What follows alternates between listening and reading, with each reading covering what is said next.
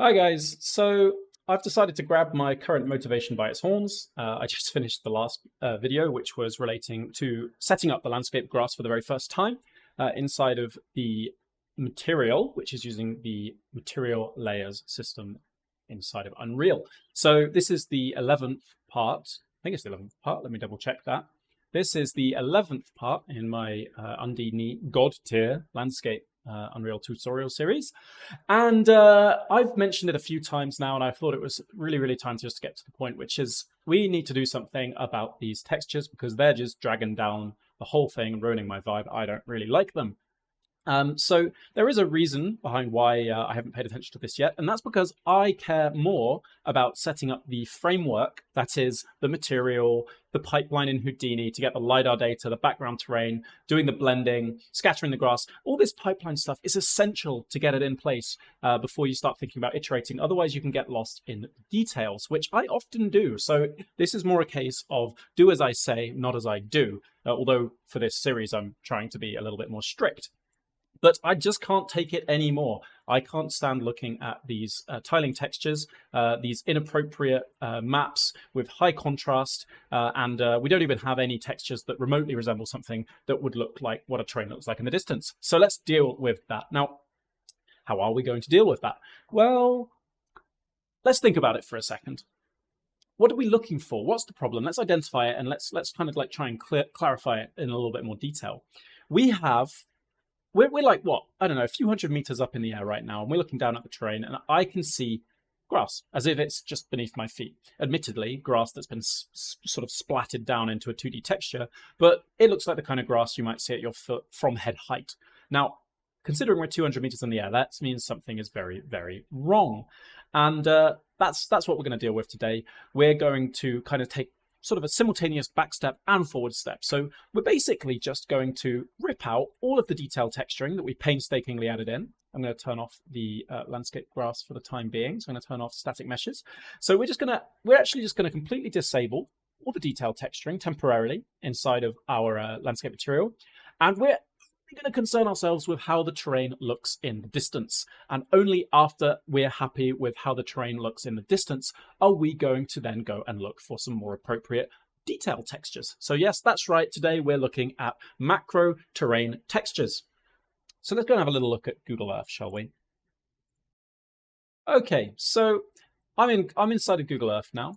And I'm not too concerned with where we go and have a look at. I'm just going to make sure north is north. That's really disorienting otherwise. I'm not too concerned with where we're going to look. I just want to look at some kind of like similar hilly mountainous region to what I've created. And we're just going to have a little look at the ground because we live in 2022 and we have amazing, fantastic resources. We've got satellites in the sky that take high resolution pictures of the ground, specifically just for us terrain artists, not for any other more important reasons. So let's have a little look anyway. Let's zoom in up to, say, about here. This feels like an appropriate distance to be looking at it. Maybe, you know, we're 100, 200 meters up in the sky. We might see something similar, maybe a little bit further. I don't know. But look at the details. Look at the variation and look at the kind of, look at the kind of details that we're seeing here. We're seeing some boulders. We're seeing erosion. We're seeing like big patches of like foliage and scrub and different types of like surfaces. We're seeing different types of grass. Let's try and find an area that's more like homogeneous and less broken up. Let's go, where are we going to go? Let's fly around till we see a big patch that's kind of samey. That's what I'm looking for right now. Normally it doesn't take this long. Maybe I just need to zoom in a little bit more. Okay, well, this is a nice color, but it's right on a slope. It's still not samey enough. How about here? Let's zoom in here. Nearly. Let's ignore the fact that we've got these kind of like paths or like erosion lines and boulders. But generally speaking, we can see this kind of like nice looking like gradation of color. And that's due to the different kind of plant species, the soil type. And that's really the information that we can kind of glean from the texture when viewed from this distance. Let's compare that to like a texture that's like when we like of a ground when we look it up really close. Let's have a look for, I don't know, let's just search grass texture. Why not? Okay, so let's compare. Let's have a look at this top left. Why not? So what we can see in this extremely blurry, oh, there we go, sharpened up. What we can see in this one, this is probably a little bit too close, but even for a game, maybe let's have a look at this one too. It's the same thing. But anyway, what you can see here is we're seeing completely different kind of information, right? We're seeing different kind of like details that are represented in that map. We're seeing the individual blades of grass. We're seeing the discolored blades of grass. And if we had like maybe a slightly different patch of dirt, let's have a look for dirt texture. What we're seeing here, well, we're seeing grains of sand. We're seeing little individual pebbles. We're seeing micro cracks. So, you know, in a sense, nature is recursive, right? So you get a lot of and fractal kind of, maybe not fractal. I don't really know what I'm talking about, but you know, you have similar kinds of details at a very, very large scale down to a very, very, very small scale. But similar does not mean the same. The physical processes that act on the world in a macro sense don't behave exactly the same way as they do in a micro sense, although they're kind of similar, right? And that becomes especially true when you consider the fact that on a macro scale, we don't just have the physical processes of like wind, erosion, heat, sun, and all of that. You also have the impact of like species, animals, plants, which act in a kind of macro sense on the terrain too, and they contribute more to the overall appearance and color of that region of ground than the individual grass blades do, or dirt, as the case may be. So I've really been ramming this point home. And it's kind of like, you know, I think it's quite evident really if you just think about it for a moment, but I really just want to like focus on that and let it absorb in my brain that this is not an appropriate thing to do, and we're never going to create a terrain that looks real if we just slap a near field texture on the distance terrain and vice versa. So, okay, right, we've got our comparison, we've got our mission, we've got our goal, we know what we're trying to set out to achieve, which is sometimes the hardest part when you're like creating something artistic, you know, being able to analyze what's wrong and how to fix it, that's super important. So I'm looking around here, and I'm going, well, what comprises like 80 to 90% of the view? And it's got to be the grass, right? It's got to be the grass. And it's very homogeneous. We've got the wrong size details. So let's start with that. Now, how are we going to source these kinds of macro textures? Well, there's a number of ways to do it. If you are lucky enough to own a drone, which I am not, although I do hope to be able to get one soon, you could go outside, find a big field and take some photos of it. You could produce like a PBR material just on a much larger scale than when you're creating a small patch of ground. That is probably my most preferred and favorite way to go about creating macro terrain materials, and I'm very excited to start doing it that way. However, I can't right now. It would probably also be outside of the scope of this series. What's another way? Well, there is a fantastic program, which is now owned by Epic, called Quixel Mixer, which allows you to take their library or any other library of physically based scans and mix them together, and you can produce kind of new novel results from that. And I'm not signed in, so don't worry about that. We're not going to show you that way either, because that's very labor intensive, and it's also kind of breaks the kind of theme of this series, which is we're just taking God's work and we're just using it, right? We're just using what's out there in the real world. So although that is kind of using the real world, there's going to have to be like a lot of like physical, not the right word, but there's going to have to be a lot of like a process that you go through as an artist to craft those surfaces, and that leaves room to misinterpretation, errors, and skill. It requires skill and time. So we're not going to do that.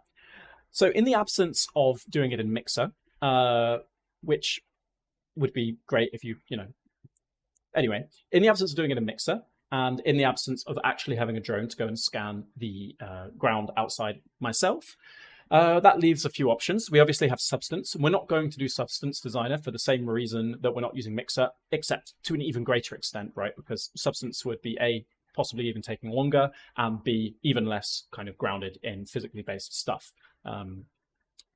Although it could be. All right, so what does that leave us? Well, it leaves satellite data, and it leaves us with Google Earth or Google Maps. At least that's, what my mind immediately is jumping to. Now, you have to be very careful, right? Because if you're doing this as a hobbyist, it's totally fine to use Google Maps data. But if you want to use it in any commercial sense, you're going to have to look into the licensing terms. And you can get a license to use Google Maps data in commercial projects, but that is something you will need to sort out between yourself and Google. I have looked into the terms already, and for me, creating a educational kind of YouTube video, it's totally fine. So that's what I'm going to be doing. And I'm just going to basically, it's pretty brute force, you're going to see, pretty brute force and pretty ugly, but it's going to look good in the end, I promise. I'm just going to go and find a few appropriate sections of ground that I like and think I can turn into terrain materials. So I'm kind of looking for something that's not overly directional. So I don't want something that's like situated on a slope and has a very, very clear direction to it. I want a flat piece of ground. It's quite homogeneous. And I want to get some grass. I want to get some pretty like simple kind of grass material that I can like start to use. Now, this is starting to get a little bit more like what I'm after, although there's a little bit more directionality to it. But I suppose in this kind of like, with this kind of process, you're going to have to deal with the data that you find. Otherwise, you're just going to be spending a long time trawling through Google, which is quite addictive, to be honest. It's quite fun if you're a nerd like me anyway. So I'm going to keep going, and I'll probably speed up this part of the video.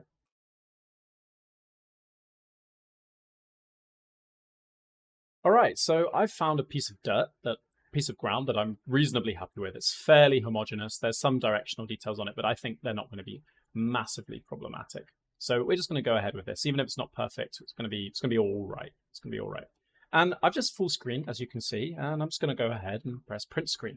I've got a piece of software installed called Lightshot, which is going to allow me to draw like a box around the region of the screen that I want to get. And this is the region that I'm after. So I'm going to go copy. And then we're going to go into trusty old Photoshop.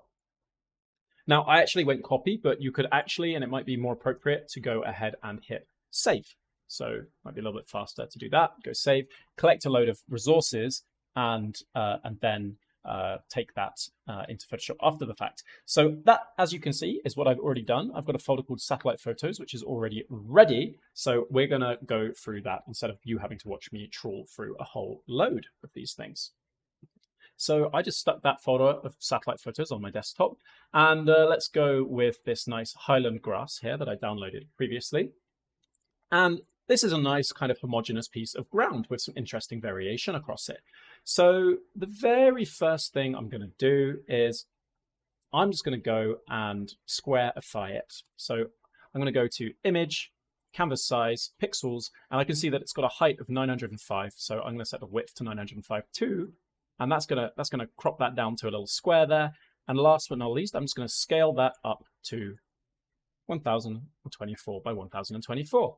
If you have a 4K monitor, it's going to be easier for you to get a bigger, like greater than 1K, like 2K size texture. But I did this when I was working on a regular like HD screen. Okay, now we're at a stage where I could make this tile inside of Photoshop. And I'll just show you, for those of you who aren't familiar with how you do this, how you can do that. But then afterwards, I'm going to show you kind of a newfangled and better way to do it if you're a professional. So I'm going to go into first of all, I'm going to duplicate the layer we have here. I'm going to go up to Filter with that layer selected.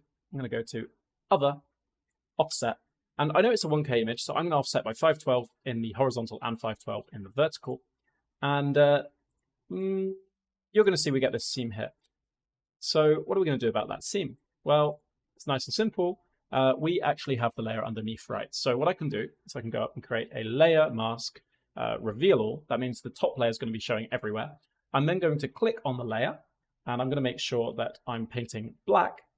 I'm going to make my brush a bit bigger. I'm going to make it softer, a bit smaller. And then what you can do is you can just go and paint black on that mask up along the boundary. And it helps with these kinds of like noisy textures if you keep your lines not too straight, right? So this is how we used to do before the advent of, well, before the advent of like more automated ways of doing this kind of stuff. And there's not really any like issue with doing things this way. It works, as you can see, but it's a little slow, a little tedious, and you don't really have like an easy way to do nice things like kind of improve the look of the blend through like edge detection, right? If we have a look here, you can see we get this kind of like dark line from the top to the bottom of the image where there's a little bit of variation across the texture here. Not only that, there are some large features which would be nice to kind of like mitigate. So we're not going to do it in Photoshop. You can, it'll just take more time. The way I'm going to do it is I'm going to open up a program called Substance Sampler, which you do have to pay for, I'm afraid. But I never said that these tutorials were using free software.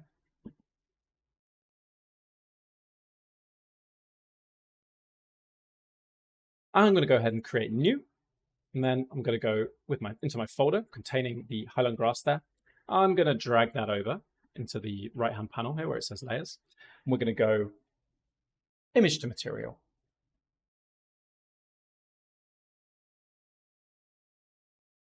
Which is AI powered. Ooh, fancy. And look at that.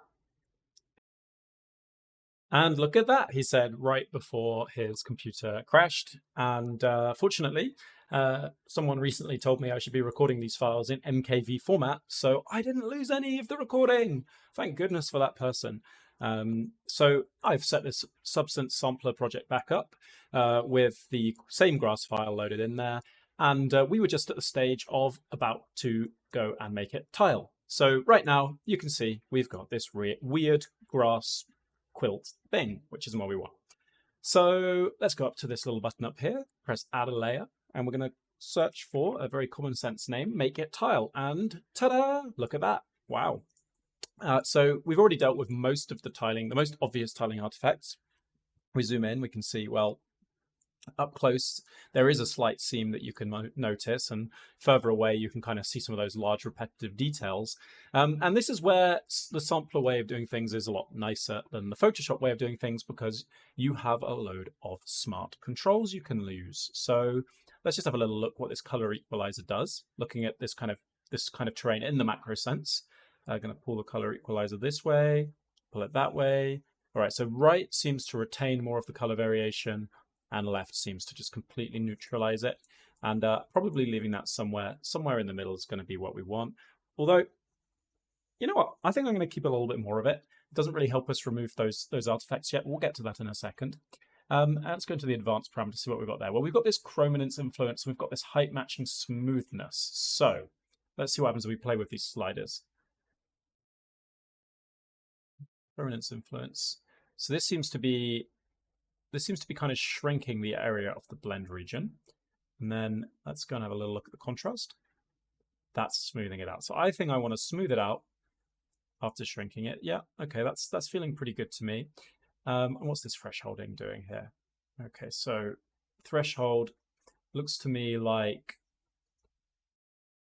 it's kind of sort of dilating that blend region in and out. And I'm not like getting super technical about this process here. I'm literally just gonna eyeball it until it feels kind of right to me. And something like this makes a good like starting point. But now we're going to deal with some of those more repetitive kind of like patterns that we're starting to see. And the way we're going to do that is we're going to use another layer.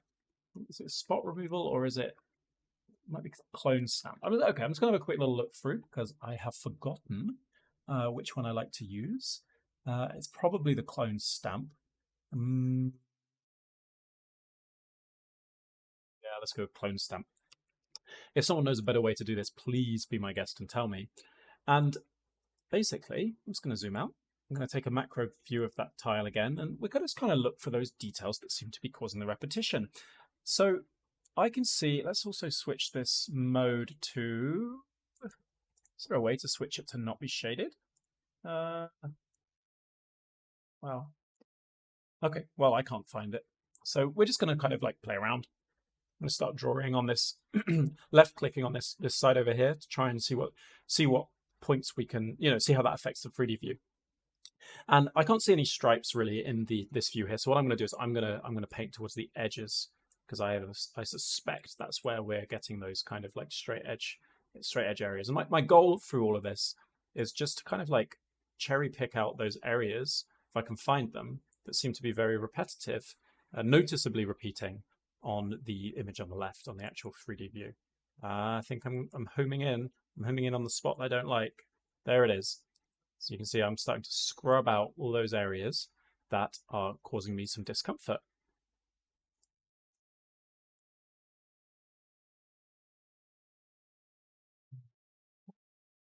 There too. Now you don't want to remove all the detail because otherwise you're going to end up with a very boring homogeneous texture. We just want to try and we just kind of want to even it out a little bit and get rid of any super like obvious tiling artifacts. Ah, I see you. There's a line here. So, and that is going to do me, I think. It's not perfect, but nothing ever is. and I think it will do for the demonstration, for the sakes of this demonstration. So now, just to verify that that has indeed actually improved it, I'm just going to turn off the clone stamping and turn it back on. I'll leave it up to you to decide whether I made it better or worse. So, okay, I have now generated a kind of like homogeneous patch of distant grass, kind of dry, like maybe slope, sort of mix of heath and lush grass. So I would want to use this everywhere on the terrain, but I think it's going to be appropriate for some of the slopes, and we'll just stick it in everywhere to begin with. So that's it, really. I'm going to go ahead and file, save as. It's not it. We'll get to the next step in a second. I'm going to go file, save as, and I'm going to go and save it into the same folder as the rest of the content for this workshop. Terrain textures, new folder, textures. Oh, why not? That makes sense. And I'll call this, make another subfolder inside that called Highland Grass. There we go. Da, da, da, da, da, da. Highland Grass. Save. And you know, before I go too far with like tweaking this texture, because I think there are some things I'd like to do to just take it a little bit further, I'm going to go up and export and view it inside of Unreal. So go up to the share button, export as, and I'm going to check which folder I'm exporting it in. I don't want to export it into the desktop. I want to export it in here. So it seems to have found the right directory, the directory where I saved the project. I'm going to call it Highland Grass yet again. TIFF format. Now, I'm not super fussy about what format to use for your textures, but we're going to go with TIFF. And I'm going to get rid of this terrain preset over here. I would not recommend butchering your normals like this. So I'm going to go to default. Is it default? The base color, normal. That's probably an Unreal Engine preset. Unreal Engine 4, that's the one. And it's got an ORM map. Base color, normal, ORM.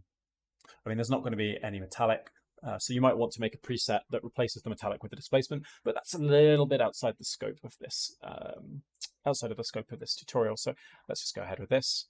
Set the resolution to 1K because it's only 1K anyway, and chances are you don't need it to be more than 1K for background terrain. And now that's all exported. We're going to open up Unreal again. And that should about do it. Yeah, so my plan was originally to do that same process a bunch of times with all of the textures that we were going to want from Google Maps. And then I realized that that was A, going to be very repetitive, B, was going to take a long time, and C is totally unnecessary because we've already kind of covered the skills or the workflow anyway. So yeah, that's going to kind of be the assignment that will need to be completed before the next video, right? So an assignment for me and an assignment for anyone who's following along. I'm going to go and collect a bunch more textures, way more than I probably will need or end up using, because I like to have a little bit more kind of like surplus and choice, because you usually end up discarding these things anyway, like some of them. So that's going to be the kind of like homework. And then in the next session, we're going to go back to Houdini and we're going to work again. We're going to do our second iteration on the biome distribution, you know, the weight maps, the splat maps, which actually determine where these textures get placed. And the reason we're going to do that is because right now I realized, on my landscape at least, the maps don't really lend themselves very well to like getting some interesting variation across the, like the ground with the grass types, having like lusher ground in the valleys, drier ground on the hills, all that stuff. So we're going to be thinking a little bit more carefully, studying a bit of reference, and trying to get some really nice like weight maps too to go with the Google Maps. And once we've got all of those Google textures ready, during the session, we'll set up the weight maps, we'll smash those two things together, and that's going to end up producing a result that's going to be looking an awful lot more realistic. That's